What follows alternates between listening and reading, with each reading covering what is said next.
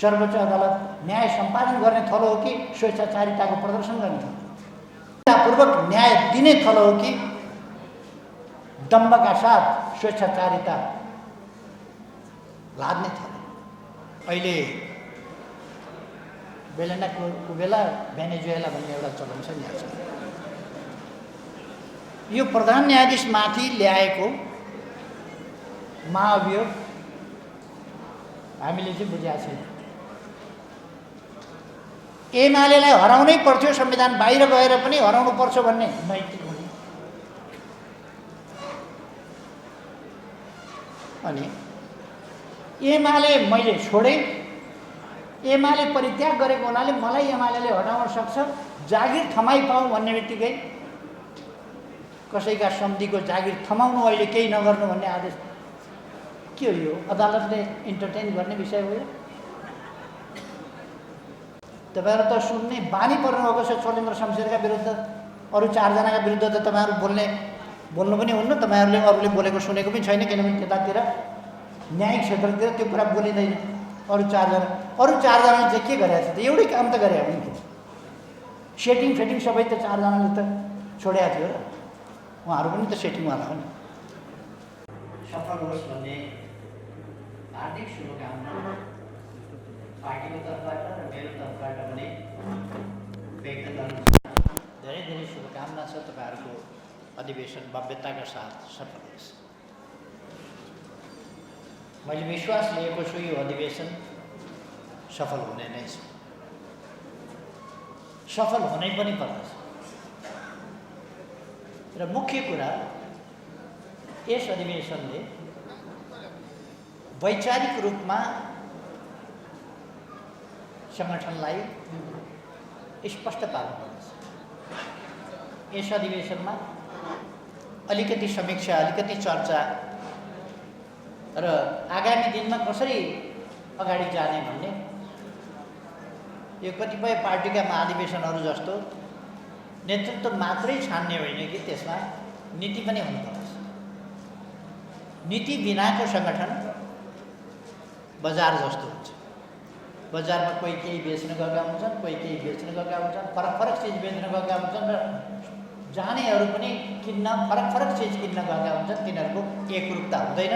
एकरूपता नभएको कोही माछा बेच्न गएका हुन्छन्, कोही दही बेच्न गएका हुन्छन्, कोही तरकारी बेच्न गएका हुन्छन्, कोही फलफुल बेच्न गएका हुन्छन्, कोही त्यसै गरेर कोही चामल किन्न गएको हुन्छ, कोही सब्जी किन्न गएको हुन्छ, कोही मसला किन्न गएको हुन्छ। किन्नेहरू पनि फरक फरक हुन्छन्। यस्तो अर्गनाइजेसन हुँदैन।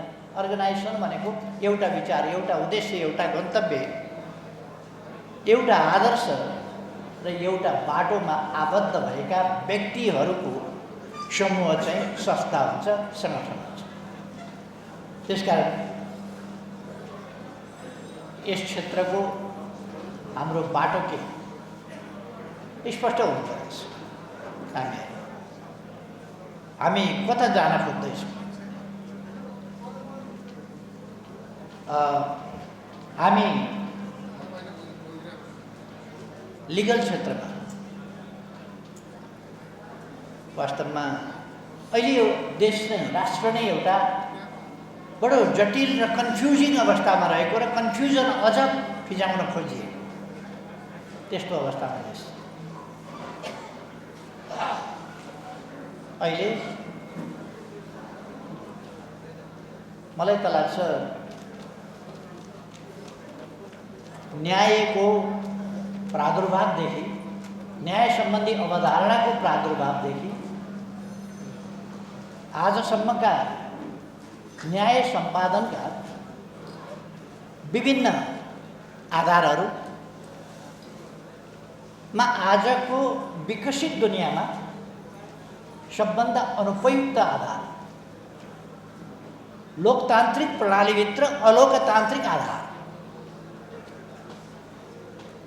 र सबभन्दा विकृत अवस्थामा पुगेको ठुला ठुला इस्युहरूमा भन्ने हो भने, राष्ट्रिय इस्युहरूमा भन्ने हो भने सबभन्दा विकृत अवस्थामा पुगेको स्थिति चाहिँ आज हाम्रो देशको न्यायिक क्षेत्र। अहिले न्याय संविधान अनुसार हुनुपर्छ भन्ने छैन। हाम्रा अदालतहरूको कानुन अनुसार हुनुपर्छ भन्ने छैन। विभिन्न समयमा विभिन्न आधारहरू हुने गरेका छन् न्याय सम्पादनमा। उहिले प्रारम्भमा जैविक अस्तित्वको आधार हुन्थ्यो व्यक्तिहरूको पनि। त्यसपछि अलिकति कविलाई आधार हुन थाल्यो न्याय सम्पादनको। कविलाई आधारबाट अलिकति माथि अलिक अगाडि बढेपछि अरू प्रकारका आधार हुन थाले। र हामी सबैलाई थाहा छ, तपाईहरु यही विषयको अध्ययन गरेर आउनुभएका, यसै विषयमा अभ्यास गरिरहनुभएका साथीहरूलाई थाहा छ, मनुस्मृति कानुन सम्बन्धी लिगल कोड कुनै बनाइयो अथवा कोड फर जस्टिस कुनै बनाइयो भने विश्वको सबभन्दा पुरानो त्यसकै निम्ति बनेको कानुनी कोड चाहिँ सबभन्दा पहिलो अथवा पहिलो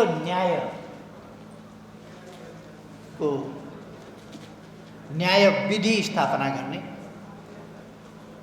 पहिलो संविधान, पहिलो कानुन, न्याय निरूपण सम्बन्धी, न्याय दिने कुरा सम्बन्धी भन्ने हो भने मनुस्मृति हो। हामी सबैलाई थाहा होला, विश्वको पहिलो कानुनी ग्रन्थ, न्याय सम्बन्धी ग्रन्थ, न्याय सम्पादन सम्बन्धी ग्रन्थ मनुस्मृति हो। मनुस्मृतिको दुईटा रूप छ। एउटा ओरिजिनल मनुस्मृति, अर्को धूर्त पण्डितहरूको चलाखी त्यसभित्र घुसाइएको मनुस्मृति। अनि त्यसबेला लिपि आइसकेको हुनाले श्रुतिमा जानु परेको थिएन। लिपि आइसकेको हुनाले लिपिमै मनुस्मृतिमा 400 कोडहरू, त्यस्ता दफाहरू भनौँ, 400 वटा दफा मनुस्मृतिमा पण्डितजीहरूले घुसाए, जुन कुरा ओरिजिनल मनुस्मृतिमा थिएन। आजको नेपालको न्याय सम्पादन चाहिँ 400 दफा नकली छट्टु पण्डितहरूले घुसाइसकेपछिको मनुस्मृतिको कार्यान्वयनभन्दा वर्स्ट छ, गए गुज्रेको छ आजको नेपालको स्थिति।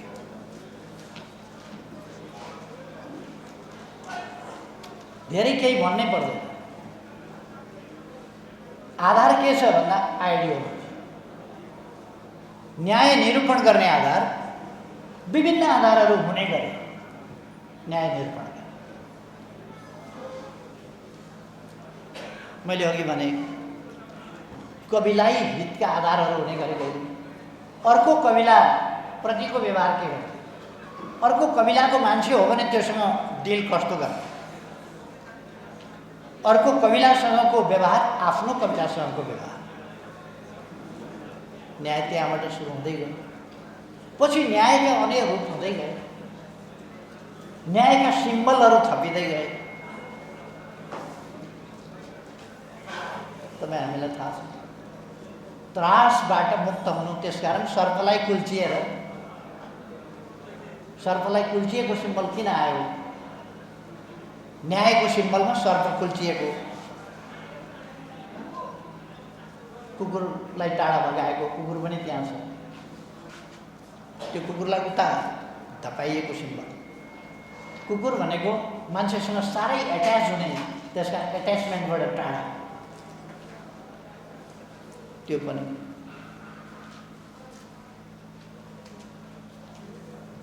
अर्कोपल्ट हातमा तलवार दिएको, अथवा न्याय भनेको दण्डसँग बढी सम्बन्धित छ। समाजलाई सुप्रबन्धमा ल्याउनका लागि दण्ड आवश्यक छ। दण्ड मात्रै होइन, दण्ड र पुरस्कारको पनि आवश्यक छ। दण्ड र पुरस्कार सम्बन्धी न्याय निष्पक्ष हुनुपर्दछ, अनुहार हेरेर फैसला गर्ने होइन। त्यसकारण पट्टिबाजी, न्याय बिल्कुल सन्तुलित हुनुपर्दछ, निष्पक्ष बराबर गर्नुपर्छ। तराजु समात्यो। यस्ता सिम्बलहरू विभिन्न आए नेपालमा अहिलेको समयमा। एमालेको सरकारले गरेको छ भने 3 वटा, त्यतिवटा खारेज। अर्को सरकारले गरेको छ भने काली कुट्टी माथि हो। त्यो न्याय त सम्पादन भइरहेको छ। न्यायका फेउरीहरू भने गर्वको कुरा के हो भने यो भूमि चाहिँ न्याय सम्बन्धी सिद्धान्त वा न्याय सम्बन्धी अवधारणा सुरुवात भएको भूमि हो। न्यायिक अवधारणा, न्याय भन्ने कुराको सुरु भएको यो भूमि। आज यो भूमिमा न्याय मारिएको छ, न्यायको हत्या भएको छ। त्यो हत्या चान्चुने कुरामा भएको छैन, वैयक्तिक कुरामा मात्रै भएको छैन। विभिन्न समयमा विभिन्न हुने गरे धर्मको आडमा धार्मिक धर्म अथवा धार्मिक सूत्रहरू कसरी बने। पहिले वेदका आधारमा न्याय, पछि मनुस्मृति, क्रिस्चियनिटी बनेपछि क्रिस्चियनिटीका आधारमा दिइने गर्यो, इस्लाम बनेपछि कुरानका आधारमा दिइने गर्यो र सबभन्दा बढी न्यायका सूत्रहरू अथवा समाज परिचालनका समाज र व्यक्तिले कस्तो आचरण के विषयमा कसरी गर्नुपर्छ भन्ने डिटेल कुनै धर्मशास्त्रमा छ भने त्यो कुरानमा जति डिटेल अरू कुनै धर्मशास्त्रमा छैन, त्यति डिटेल कुरानले दिने गर्यो र धर्मका आधार। पछि यस सम्बन्धमा धर्म मात्रै होइन, धर्मभन्दा माथि उठेर सच्चाइका आधारमा जानुपर्छ भन्ने कुरा। फेरि धर्म र सत्य के धर्म असत्य हो त? त्यसकारण धर्मभन्दा पृथक सत्यका आधारमा न्याय निरूपण गर्नुपर्छ भनेको धर्म सत्य छैन भने हो भन्दा अब सत्य भनेको यो इस्लाममा शरीयत के भन्छ त्यो कानुन इस्लामका लागि त्यो राम्रो छ, अरूका लागि त्यो राम्रो छैन। त्यसकारण धार्मिक कानुन पनि पुरुषले चाहिँ 3 पल्ट तलाक तलाक तलाक भनेपछि सिद्धियो, सम्बन्ध विच्छेद हुने जस्तो कुरा पनि धर्मका आडमा हुने गरे, जो न्यायोचित चाहिँ छैन। अब त्यसले फेरि धर्मसँग जोडिएर धर्मको आड लिएर एउटा अर्को वितण्डा खडा गर्छ। यस्ता कुराहरू हुँदै आएर आजको नेपाल चाहिँ आइडियोलोजिकल प्रेजुडिस। म साथीहरूलाई के आग्रह गर्न चाहन्छु भने नेकपा एमाले देश बनाउने पार्टी हो। समृद्ध नेपाल, सुखी नेपालीको राष्ट्रिय आकांक्षा पहिचान गरेर त्यसलाई साकार पार्न लागि परेको पार्टी हो। यसकारण यो साना अन्य कुनै कुरामा यो उद्देश्यलाई तलमाथि पर्न दिने गरी कुनै कुरामा अल्मरिँदैन। साथीहरूलाई लाग्न सक्छ चोलेन्द्र शमशेर, अर्को फलाना श्रीमान, अर्को श्रीमान, त्यसपछिको श्रीमान, त्यसपछिको अर्को श्रीमान। यी श्रीमानका हामीलाई सरोकार छ। श्रीमानसँग हाम्रो मतलबको कुरा पनि होइन, हामीलाई न्यायको कुरा हो। नेपालको न्याय प्रणाली कस्तो हुन्छ, राज्यका 3टा अङ्गमध्ये एउटा अङ्ग कस्तो हुन्छ, हाम्रो सरकार त्यो कस्तो हुन्छ, राज्यका 3टा अङ्गमध्ये न्यायिक क्षेत्र, जसलाई हामीले सर्वोच्च अदालतले न्यायालयले गरेको फैसला बमोजिम हुनेछ, सर्वोच्च अदालतको फैसला अन्तिम हुनेछ भनेर लेखेका छौँ। त्योसम्म पावर दिएको छ। अन्तिम के हो भन्दा संविधानमा लेखेको छ, तर संविधानमा लेखेको भन्दा फरकै फैसला गरेछ भने पनि, विपरीतै फैसला गर्यो भने पनि, व्याख्या गर्ने नाममा संशोधनै गर्यो भने पनि, नयाँ व्यवस्था गरेर मौखिक स्वेच्छाचारिता अपनायो भने पनि सर्वोच्च अदालतको फैसला अन्तिम हुन्छ।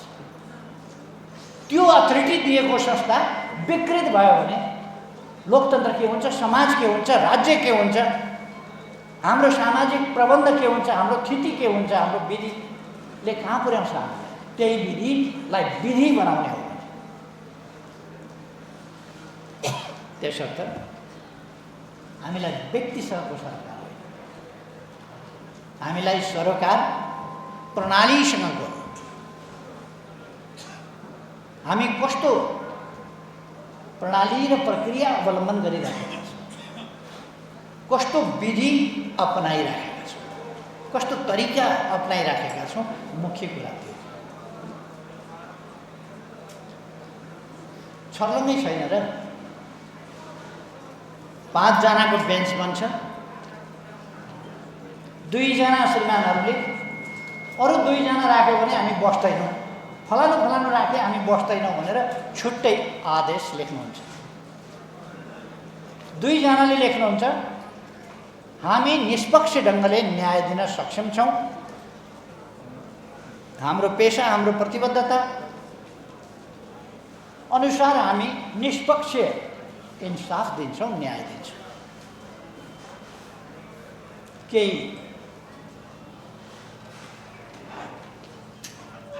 बारमा सिचुएसनले कहिले कहिले इडी अमिनलाई राष्ट्रपति बनाएको थियो। अधिवक्ताजीहरूलाई थाहा छ, राष्ट्रपतिको आसनमा इडी अमिन जस्तो मान्छे पनि पुग्दो रहेछ, मार्कोस पनि पुग्दो रहेछ। बारमा पनि कस्ता कस्ता मान्छे पुगेका थिए, कस्ता कस्ता मान्छे पुग्छन् भन्न सकिँदैन। बारमा पुग्दैमा सब कुछ हुन्छ, न्यायालयमा पुग्दैमा देख्यौँ नि हामीले, न्यायालयमा पुग्दैमा न्यायाधीश हुँदो रहेछ है। त्यहाँबाट पठाएको इमेल त साथीहरूले पढेकै साथीहरू पनि त यहाँ हुँदैन। जे होस् राम्रैसँग जानकारी त छ नि साथीहरूलाई।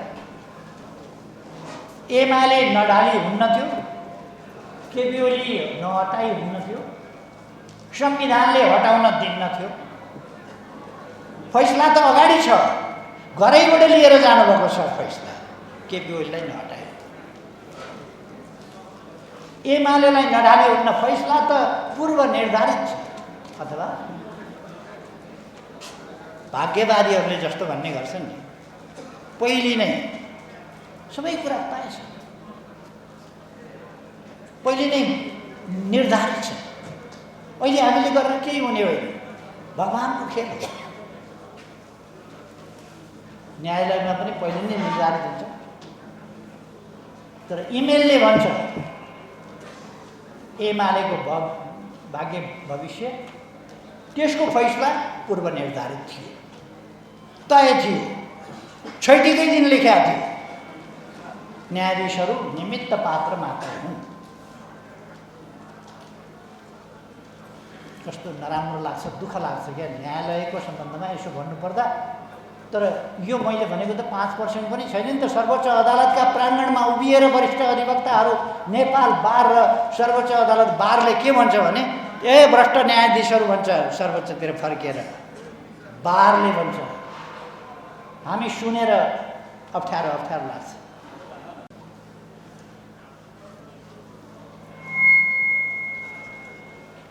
अधिवक्ताहरूको अलिकति मानसिकता तपाईँहरूमा पनि त्यस्तो छ भने अलिकति छोड्दा राम्रो हुन्छ है साथी, छोड्दा राम्रो हुन्छ।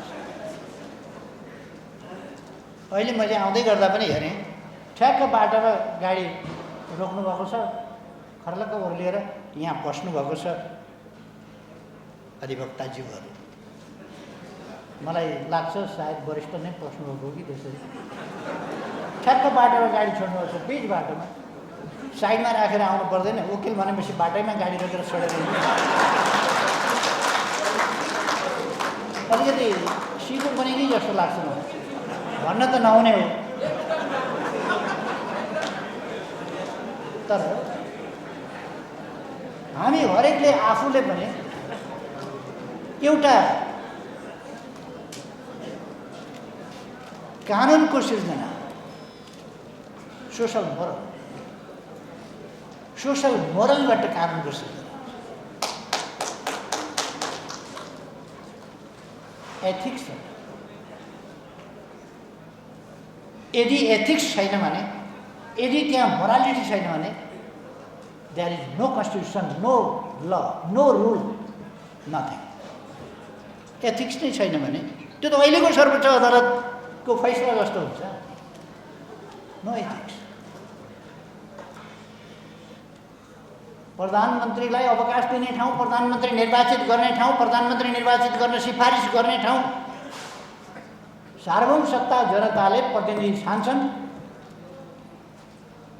र छानिएका प्रतिनिधिहरूले व्यवस्थापिकाको रूपमा दुईटा कुरा गर्छन् मुख्य।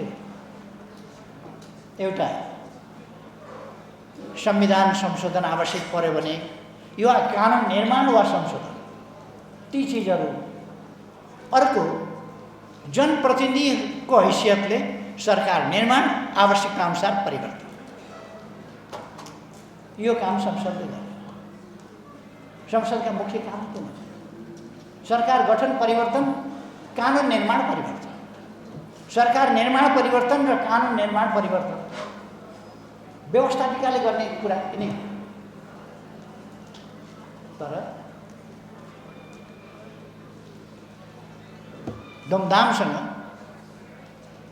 धुमधामसँग संसदमा एउटा टोली पस्छ हल्ला खल्लासँग। के रहेछ भनेको प्रधानमन्त्री ल्याएको, संसदले बनाएको प्रधानमन्त्री कति बेर गयो, कुन विधिबाट गयो, कहाँबाट गयो, संसदलाई थाहा छैन। सरकार कसरी परिवर्तन भयो, संसदलाई थाहा छैन। प्रधानमन्त्री कसरी सिफारिस भयो, संसदले गर्ने हो नि त। प्रधानमन्त्री सिफारिस कसरी भयो, संसदलाई थाहा छैन। उतैबाट तोकिएछ। तोक्ने पनि कस्तो? 76 संविधानको धारा 76 को 5 बमोजिम प्रधानमन्त्रीमा नियुक्त हुन योग्यता पुग्यो पुगेन राष्ट्रपतिले विचार गर्ने हो। अब त्यो पनि सर्वोच्च अदालतले मन पर्दा जे पनि हुने, राष्ट्रपतिले गर्ने भनेर निर्दिष्ट रूपमा तोकिएको कुरा पनि सर्वोच्च अदालतले खिचेर स्वेच्छाचारिता अपनाउने। सर्वोच्च अदालत न्याय सम्पादन गर्ने थलो हो कि स्वेच्छाचारिताको प्रदर्शन गर्ने थलो? पूर्वक न्याय दिने थलो हो कि दम्भका साथ स्वेच्छाचारिता लाद्ने थलो? भयो त। मैले धेरै गइरहनु पर्ला यी कुराहरूमा जस्तो लाग्दैन। अहिले आजको समय धेरै राजनीतिका ठुला ठुला पुस्तक पोथाहरू पल्टाइरहनु पर्दैन। राजनीति दुईटा, नेपालको राजनीति अहिले दुईटा राजनीति छ। सर्वोच्च अदालतको गएको असार 28 गतेको फैसलाले राष्ट्रिय राजनीतिलाई दुईटा राजनीति बनायो। एउटा परमादेशी राजनीति, पथभ्रष्ट राजनीति, जनताको सार्वभौम सत्ता खोसेको राजनीति, अरू संस्था र निकायहरूको अधिकार खोसेको राजनीति, सांसद र संसदको अधिकार खोसेको राजनीति र तिमीहरू कानुनका ज्ञाता हुनुहुन्छ।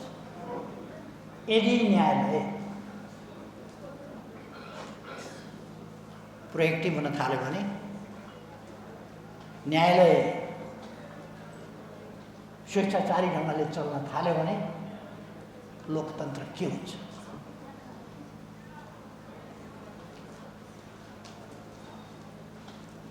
अब अहिले दुईटा राजनीति छ, परमादेशी राजनीति र जनादेशी राजनीति। एउटा जनता सर्वोपरि हो भन्ने, एउटा सर्वोच्च अदालत सर्वोपरि हो भन्ने। दुईटा न्यायाधीशले हामी बस्दैनौँ भनेपछि तिनै न्यायाधीशलाई राखियो। वकिलहरूले तिग्रा ठटाउनु भयो अदालतमा, बारले तिग्रा ठटायो अदालतमा। एमिकस क्युरी के को एमिकस क्युरी हुन्छ? एमिकस क्युरी त बिचमा बस्छ नि, उता गएर अर्कापट्टिको बेन्चमा। एमिकस क्युरी के एमिकस क्युरी? अब दुईटा बस्छु र निष्पक्ष ढङ्गले न्याय सम्पादन गर्छु भन्ने न्यायाधीशहरू हटाइयो। एक पक्षका वकिलले मलाई यो न्यायाधीश चाहिन्छ, यी राख्नुपर्छ, नत्र भने हामी चल्न दिँदैनौँ भनेपछि तिनै न्यायाधीश राखेर इजलास गठन गरियो। हामीले न्याय त्यति बेरै फैसला थाहा पायौँ, पछि फैसला गर्न बाँकी रहेको त ड्रामा मात्रै। न्यायाधीश त त्यही, फैसला त त्यही भइसक्यो। जब सेटिङमाथि कुरा भयो, एमाले सेटिङ गर्यो भन्ने कहाँ गर्यो? एमाले सेटिङ आफूले भनेका चाहिन्छ भनेर एमाले भनेका भए त्यहाँ कसले गर्यो सेटिङ? प्रधान न्यायाधीशले एमालेलाई सहयोग गरे भनेर महाभियोग छ। तपाईँहरू त सुन्ने बानी पर्नुभएको छ। छोलेन्द्र शमशेरका विरुद्ध, अरू 4 जनाका विरुद्ध त तपाईँहरू बोल्नु पनि हुन्न। तपाईँहरूले अरूले बोलेको सुनेको पनि छैन, किनभने त्यतातिर न्यायिक क्षेत्रतिर त्यो कुरा बोलिँदैन। अरू 4 जनाले चाहिँ के गरेको छ त? एउटै काम त गरे हो नि, सेटिङ फेटिङ सबै त 4 जनाले त छोडेको थियो र उहाँहरू पनि त सेटिङवाला हो नि। एमाले जति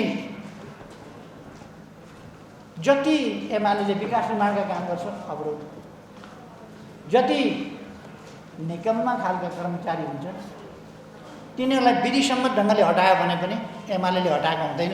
पुनर्स्थापना भोलिपल्ट एमालेका मन्त्रीहरू हटाएर, अहिलेसम्म तपाईँहरूले सुन्नुभएको छ, मन्त्रीहरू प्रधानमन्त्री संसदबाट नियुक्त हुन्छ र प्रधानमन्त्रीले मन्त्री परिषद गठन गर्छ। अदालतले गठन विघटन गर्ने होइन। मन्त्री परिषद सम्मानित सर्वोच्च अदालतले विघटन गर्छ। एउटा फैसला तपाईँहरूले पनि सुन्नुभएको छ। के सुन्नुभएको छ भने देख्नुभएको छ, भोग्नुभएको छ तपाईँहरूले। एमाले महाधिवेशन आयोजक कमिटी गठन गर्यो, केन्द्रीय समितिलाई आयोजक कमिटीमा परिणत गर्यो। संसारभरिको चलन हो, हाम्रो पनि सधैँको अभ्यास हो, अरूले पनि गर्छ। आयोजक समिति बन्छ, आयोजक समितिले अधिवेशन आयोजना गर्छ। त्यसबेला केन्द्रीय कमिटी वा केन्द्रीय कार्य समिति त्यसले प्रयोग गर्ने सम्पूर्ण अधिकार प्रयोग गर्ने गरी नै त्यो आयोजक समिति बनेको हुन्छ। त्यसले त्यसै गरी प्रयोग गर्छ। केही मानिसहरू फ्लोर क्रस गर्ने, अनुशासनहीन हुने, अराजक हुने, एमाले भित्र रहेर एमालेका विरुद्ध अनुशासनहीन काम गर्ने, अलोकतान्त्रिक काम गर्ने, कानुन विपरीतका काम गर्ने मान्छेहरूलाई केन्द्रीय कमिटीको बैठक बसेर निर्णय गरेर हटाइयो।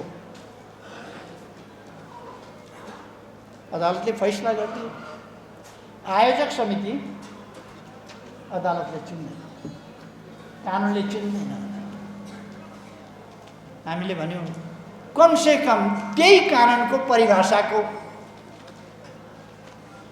दफा 2 त हेरिदिनुहोस्, परिभाषा त हेर्नुहोस्। परिभाषा हेरेपछि परिभाषाले त भन्दो रहेछ। अनि परिभाषा पनि नहेरी, सम्पूर्ण रूपमा कानुन पनि नहेरी, सम्बन्धित दफा पनि नहेरी, जहाँनिर चाहिएको छ त्यही हेरेर, किनभने त्यो एमालेका विरुद्ध फैसला गर्नु हो, त्यसकारण धेरै झन्झटै गर्नु परेन, घरैबाट ल्याएको फैसला ठोकिदियो। अनि यस्तै हुन्छ न्याय।